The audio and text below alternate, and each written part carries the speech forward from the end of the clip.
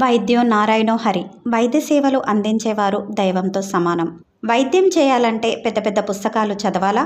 చదివిన వాళ్ళంతా వైద్య సేవలో ఘనతలు సాధించారా? మీకు తెలుసు, డాక్టర్ విద్య ఈ రోజుల్లో కార్పొరేట్. డబ్బులుంటేనే వైద్యం అందుతుంది అనడంలో ఏమైనా సందేహం ఉందా? ఫ్రీగా వైద్యం చేసేవారు ఈ రోజుల్లో ఎక్కడున్నారు? సరే, ఉన్నా దొరుకుతారా? ప్రతి చిన్న విషయానికి వేలలో లక్షల్లో డబ్బులు పోస్తేనే వైద్యం అందుతుంది. కార్పొరేట్ పంజాల్లో సామాన్యుడు అల్లాడిపోతున్నాడు. ఎంబీబీఎస్ డీజీఓలు, ఎండి డీజీఓలు చదివి కూడా నార్మల్ డెలివరీలు చేయలేని డాక్టర్లు దాదాపు 80% మంది మన దేశంలో ఉన్నారు. ఆమె ఏ చదువు చదవలేదు, కానీ 99% నార్మల్ ఫ్రీ డెలివరీలు చేసిందామే. కర్ణాటక రాష్ట్రంలో వెనుకబడిన కొండ ప్రాంతంలో ఎటువంటి వైద్య సదుపాయాలు లేని, కనీసం రోడ్డు సదుపాయాలు కూడా లేని తండాలో ప్రకృతి వైద్యం చేస్తుంది.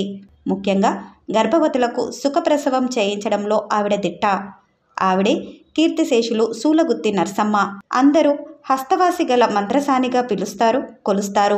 ఆధునిక స్కైనింగ్ సైతం గుర్తించలేని కొన్ని గర్భస్థ శిశువు లక్షణాలను ఈవిడ తన ప్రకృతి వైద్య విధానంలో ఖచ్చితంగా గుర్తించి చెప్పగలదు.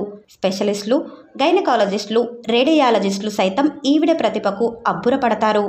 బెంగళూరులోని అనేక మల్టీ సూపర్ స్పెషాలిటీ ఆసుపత్రుల డాక్టర్లు సైతం ఈవిడకు అభిమానులుగా ఉన్నారు. తల్లి గర్భంలో శిశువు నాడి ఎలా కొట్టుకుంటుందో చెప్పగలదు.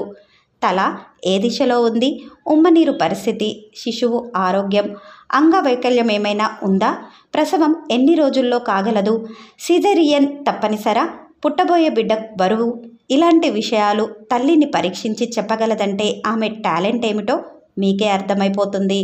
ఈమె ఓ నిరుపేద కుటుంబంలో పుట్టి డాక్టర్లకు సైతం అర్థం కాని ఎన్నో విషయాలలో ప్రావీణ్యత సాధించి తన జీవితకాలంలో, అంటే 1920వ సంవత్సరం నుండి 2018 వరకు 15,000కు పైగా సుఖప్రసవాలు చేసి డబ్బు కానీ బహుమతులు కానీ తీసుకోకుండా ఓ సాదా సీదా రోజువారీ కూలీగా బ్రతుకుతుండేది. ఈమెను తుమ్కూర్ యూనివర్సిటీ నిస్వార్థ సేవకురాలుగా గుర్తించి గౌరవ డాక్టరేట్ను ప్రదానం చేసింది. మనుషుల్లో దేవతలంటే వీళ్ళేనేమో, అందుకే ఆమెకు ఓ నమస్కారం చేసుకుందాం.